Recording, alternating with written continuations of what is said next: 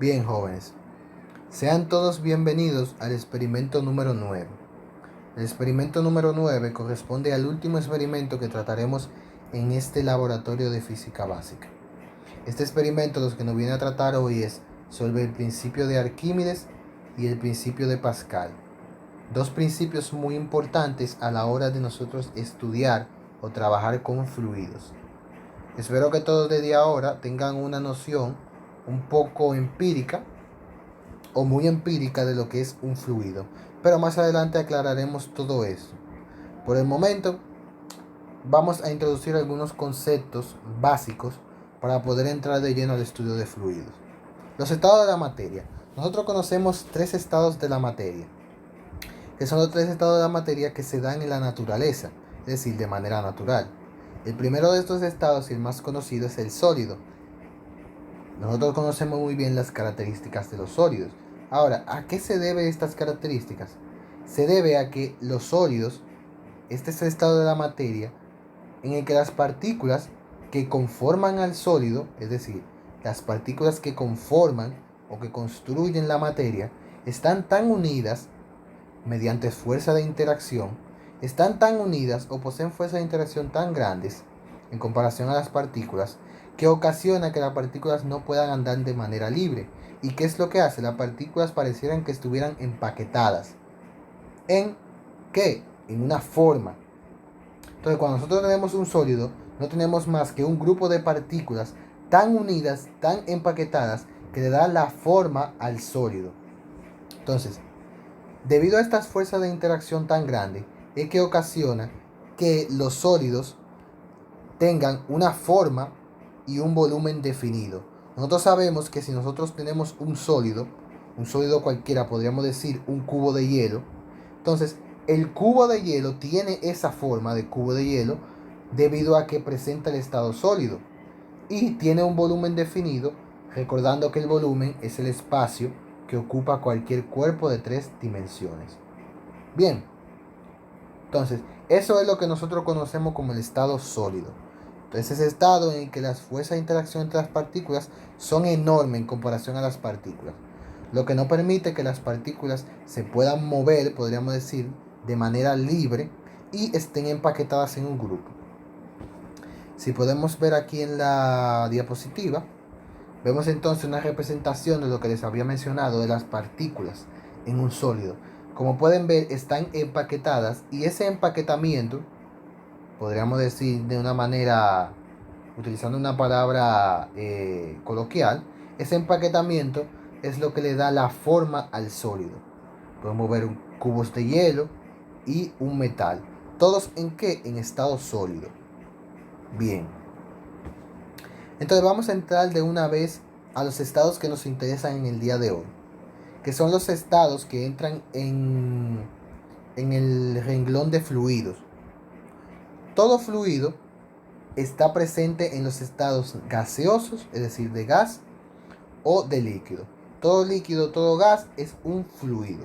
Entonces, el gas como estado de la materia no es más que el estado en el que las fuerzas de interacción entre las partículas son tan débiles que podríamos decir que no existen, son inexistentes. Entonces, como las partículas no tienen fuerza de interacción algunas, andan de manera libre. Esto es lo que permite que los gases tengan esas características de que los gases no tienen ni forma ni un volumen definido. Y nosotros sabemos muy bien lo que pasa cuando nosotros, un recipiente que tiene un gas, lo abrimos. ¿Qué hace el gas? El gas se pierde, es decir, se pierde en el ambiente. Esto se debe a que el no tener ningún volumen definido ni una fórmula, ni una forma, entonces el gas lo que hace es que se pierde en el ambiente. Entonces aquí podemos ver en pantalla algunos ejemplos de gas. Podemos ver la representación de las partículas en un gas. Como pueden ver, tienen que estar contenidas en un recipiente para poder ser estudiadas. Digo contenida porque incluso el recipiente tiene que estar tapado. Y vemos un gas muy conocido que es el vapor de agua. El otro estado de la materia que entra como fluido, que también nosotros denominamos fluido, es el estado líquido. Este es un estado en el que las fuerzas de interacción entre las partículas están en un nivel intermedio. Es decir, No son lo suficientemente grandes las fuerzas de interacción como para considerarse un sólido, pero no son tan débiles como para considerarse un gas. Entonces, a ese estado intermedio en el que las fuerzas de interacción no son tan grandes, pero ni tan pequeñas, se le conoce entonces como líquido. En este estado, debido a lo que ya les había mencionado, los líquidos no poseen forma definida, pero sí poseen un volumen definido. Entonces vemos aquí en pantalla un ejemplo de un fluido, de un líquido muy popular, que es el agua, y vemos la representación de las partículas de un líquido. Vemos que está dentro de un recipiente, pero el recipiente no está tapado porque, aunque el líquido no tenga forma definida, sí posee un volumen definido. Y como posee un volumen definido, es decir, ocupa un espacio definido, el líquido no se va a salir por los bordes del recipiente. Bien, entonces en eso es que se diferencian básicamente los diferentes estados de la materia. En este experimento simplemente vamos a tratar con el estudio de los fluidos, que son los gases y que son los líquidos. Bien, para lo que a nosotros nos interesa el día de hoy, que es el estudio de los fluidos, debemos de conocer tres medidas o magnitudes fundamentales para el estudio de los fluidos, que son la presión, el volumen y la densidad. Ya anteriormente nosotros conocíamos lo que era tanto la densidad como el volumen. Así que el único concepto nuevo que nosotros vamos a tratar el día de hoy es el concepto de presión.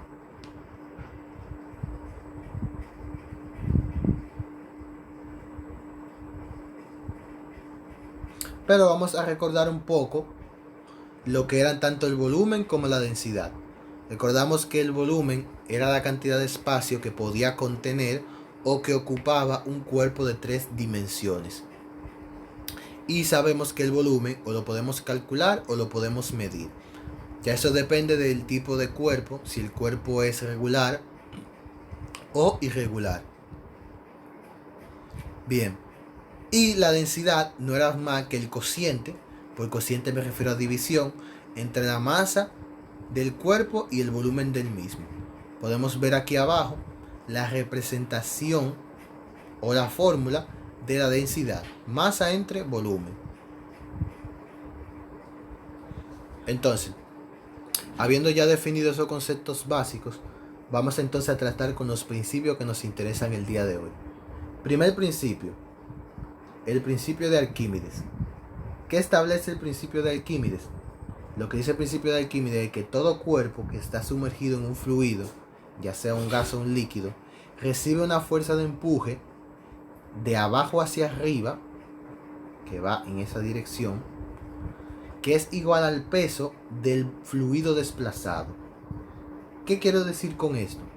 Ustedes muy bien saben que cuando nosotros sumergimos un cuerpo en un fluido, vamos a decir que el fluido en este caso es un líquido. Cuando nosotros sumergimos un cuerpo en agua, entonces el cuerpo, ¿qué hace? Si el cuerpo es lo suficientemente liviano, entonces el cuerpo flota. Entonces, ¿pero por qué flota? Es decir, ¿cómo puede flotar?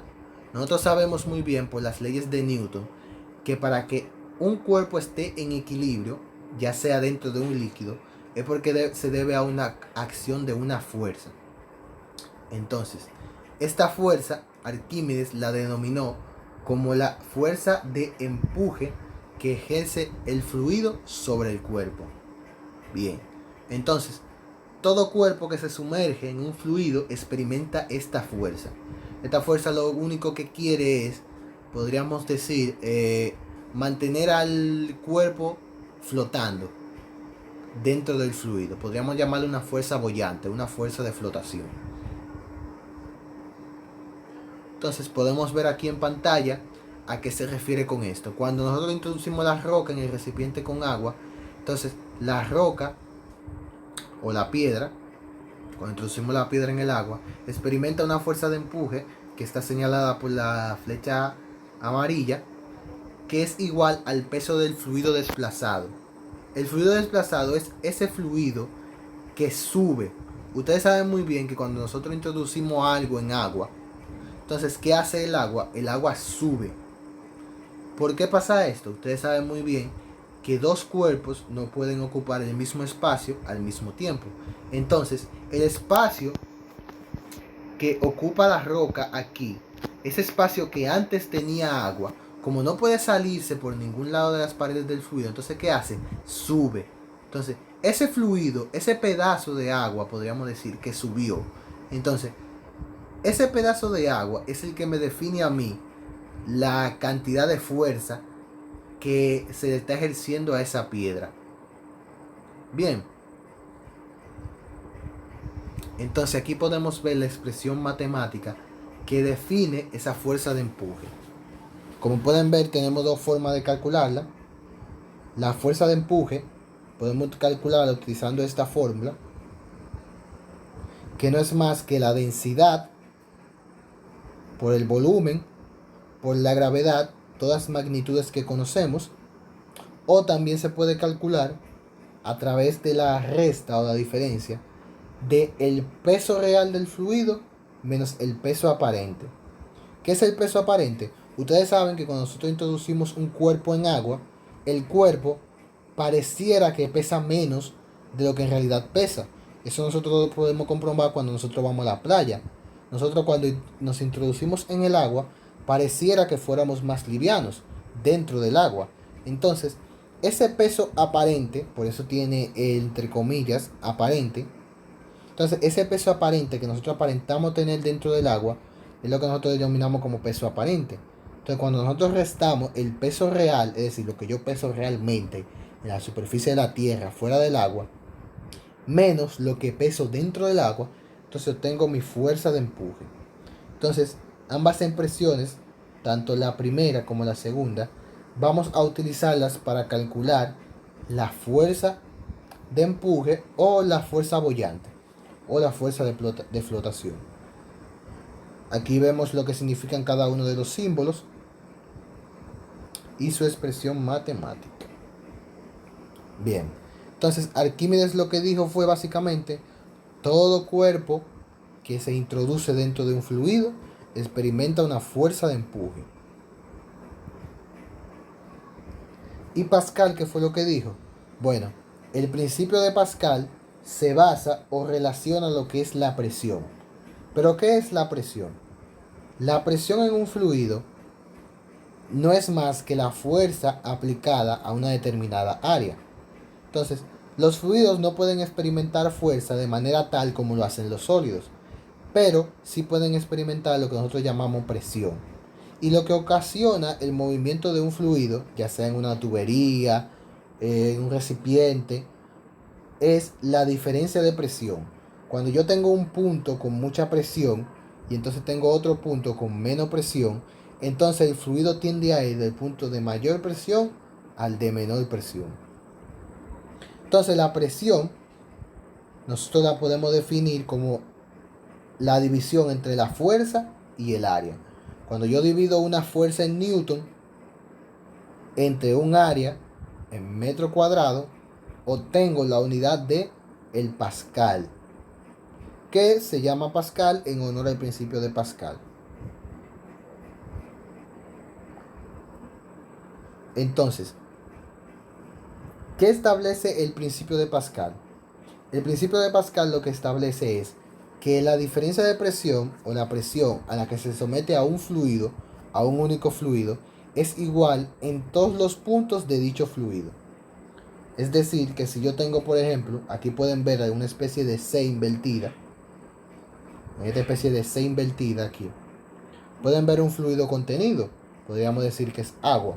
Entonces, Pascal lo que dijo fue que la presión que hay en este punto del fluido debe ser igual a la presión que hay en este punto del fluido, aunque el área cambie, aunque la fuerza cambie en el transcurso del fluido, la presión en esos puntos deben ser iguales. Entonces, ¿cómo expresamos nosotros esto de manera matemática? Con esta expresión. Esta expresión matemática es la que nosotros conocemos como el principio de Pascal. Tenemos la fuerza en el punto 1, que podríamos conocerla como la fuerza en el primer punto. Tenemos la fuerza en el punto 2, el área en el punto 1 y el área en el punto 2. Bien, entonces, Con esa expresión nosotros podemos definir el principio de Pascal. Entonces, ambos principios, tanto el de Pascal como el de Arquímedes, son muy importantes a la hora de nosotros estudiar los fluidos. Entonces, ahora nosotros vamos a pasar al simulador y a la práctica, donde nosotros comprobaremos estos principios físicos. Bien, ahora nos encontramos en la práctica. Práctica número 9, que corresponde al experimento número 9. Esta práctica consta de dos únicos procedimientos y es una práctica bastante corta. ¿Cómo ustedes van a llenar esa práctica? Para ustedes llenar esa práctica se van a auxiliar, como siempre, del simulador que voy a colgar junto a esta práctica. Y los pasos y los procedimientos están junto en la práctica. Entonces vamos al simulador. Bien, este es el simulador que vamos a utilizar para comprobar el principio de Pascal. El principio de Arquímedes, perdón. Como pueden ver, solamente vamos a utilizar, como pueden ver, tenemos dos lados del simulador. Nosotros únicamente vamos a utilizar este lado del simulador para comprobar la práctica del día de hoy. Como pueden ver, en el simulador tenemos una balanza digital. Una balanza digital, que podríamos decir que la balanza que cuelga, la vamos a llamar así, la balanza que cuelga. Y tenemos una balanza de piso. Tenemos una masa que ahí muestra que es de 200 gramos. También se muestra en la balanza. Y tenemos un vaso precipitado, que es donde está contenido agua. Entonces, el simulador se usa. Este simulador es el que vamos a utilizar entonces para comprobar el principio de Arquímedes. Entonces, ¿cómo ustedes van a llenar la práctica? Vamos entonces a la práctica.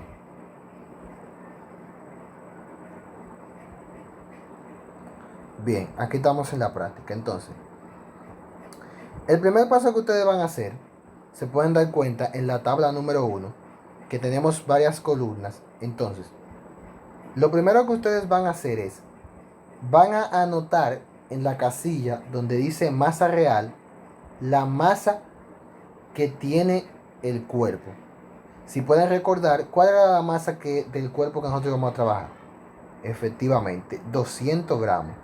Ustedes, esa primera masa, ustedes como masa real, van a anotar la masa que presenta tanto la balanza como la misma masa cuando la masa está fuera del líquido. Ojo, la masa que ustedes van a anotar como masa real en la tabla es la masa del cuerpo cuando está afuera, que está aquí anotada en el cuerpo o la pueden ver en la balanza.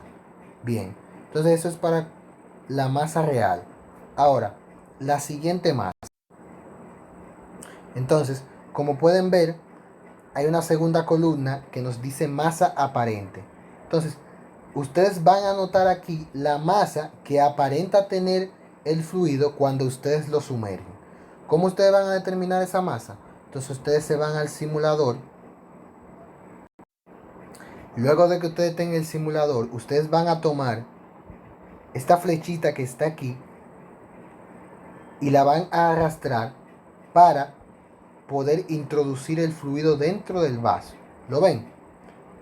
Cuando yo arrastro esta flechita, entonces yo hundo el fluido por completo. El botón que está aquí abajo, el botón naranja que está en la parte inferior, se utiliza para reiniciar el simulador. Si yo le doy un toque, el simulador se reinicia. Entonces, la masa aparente. Ustedes introducen la masa completamente dentro del fluido y anotan la masa que les arroja la balanza. ¿Lo ven? Ustedes ven que la masa disminuyó. Eso se debe a que la masa que aparenta tener el fluido dentro de la masa que aparenta tener el bloque dentro del fluido es menor. Esto se debe al principio de Arquímedes. Entonces, la masa aparente, ustedes van a anotar la masa que aparece en la balanza luego de que ustedes la introducen. Entonces, se van a la tabla. Se van entonces a la tabla y anotan el valor que ustedes determinaron. En mi caso, no a todos les va a dar igual, fue 131 gramos y la masa real 200 gramos. Bien, entonces, para calcular el peso, ya ustedes terminaron de utilizar el simulador. Esos son los únicos pasos en los que vamos a utilizar el simulador. Para calcular el peso real, ustedes lo que van a hacer es que van a calcular el peso de la masa real. ¿Cómo se hace eso? Ustedes van a multiplicar esa masa por la gravedad. La gravedad, como bien sabemos, es 9.81. Como siempre lo hemos hecho, está aquí anotada también, 9.81. Entonces ustedes lo que van a hacer es que van a multiplicar 200 gramos por 9.81. Entonces 200 por 9.81 da 1962. Entonces, para calcular el peso aparente es el mismo procedimiento. Ustedes van a tomar la masa aparente y la van a multiplicar por 9.81. En mi caso, como me dio 131, voy a multiplicar 131 por 9.81. Eso me da un resultado de 1285.11. Bien, entonces, ¿qué sigue ahora? ¿Qué sigue ahora? Entonces ahora ustedes van a utilizar para la parte donde dice fuerza de empuje, para llenar esa última columna, ustedes van a utilizar la fórmula que está aquí arriba. Ven que está aquí, fuerza de empuje, que sería entonces el peso real menos el peso aparente. Entonces ustedes van a restar este peso menos este peso y el valor lo anotan aquí en la tabla. Bien, entonces con eso llenan la tabla 1. Luego tienen que comprobar en el paso 7 ese procedimiento que ustedes hicieron. ¿Cómo ustedes van a hacer eso? En el paso 7 se les pide que anote un valor llamado masa del volumen desplazado. ¿Cómo ustedes tienen esa masa? Ustedes van al simulador.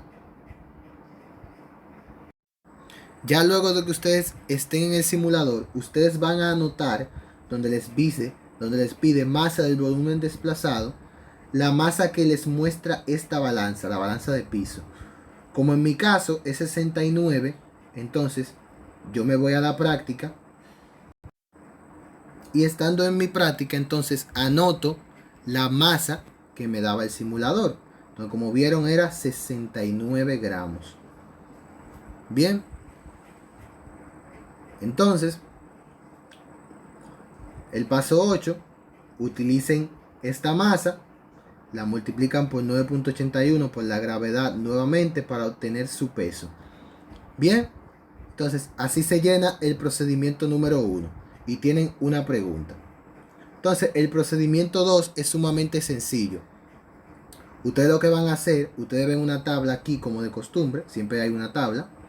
Ustedes ven una tabla donde hay diferentes valores de área 2 y ustedes deben encontrar los valores de F2. Pero profesor, ¿cómo vamos a hacer eso? Simple. Ustedes van a utilizar esta fórmula que está aquí. La fórmula, ustedes lo que van a hacer es que van a multiplicar los valores de área 1 por la fuerza 1 y luego eso lo dividen entre el área 1. Vamos a hacer un ejemplo, vamos a hacer el primero. Vamos a utilizar la fórmula. La fórmula me dice a mí que yo tengo que multiplicar la fuerza 1, lo ven, F1 por F1 que sería 400, por el área 2, el área 2 sería el área de la primera columna, por 100 entre el área 1. El área 1, si la pueden ver por aquí, está un poco tapada, pero está ahí, dice 200. Entonces sería entre 200. Entonces, luego de que yo hago esa operación matemática, 400 por 100 entre 200 me da 200. Entonces, luego de que yo hago eso, calculo mi F2, vengo aquí y lo que me dé lo anoto en la tabla. Y vuelven y hacen el mismo procedimiento para todos los valores de área 2 que hay ahí. El único valor que cambia es el valor de área 2. Todos los valores de A1 y de F1 se mantienen iguales. El único que cambia es el de A2. Entonces, luego de que ustedes llenan esa tabla, entonces tienen una pregunta, dos preguntas más abajo. Tres preguntas, perdón. Entonces, así se llena la práctica 9 y la última práctica. Bien, chicos, espero que esta práctica haya quedado. Como siempre saben, o como es de costumbre, cualquier pregunta la hacen por el grupo y estamos a su disposición para poder acabar este semestre de la mejor manera posible. Ya esta es la última práctica, ya lo que queda es recopilar los dos exámenes, impartir los dos exámenes para terminar de recopilar la nota. Entonces, chicos, pasen feliz resto de el día.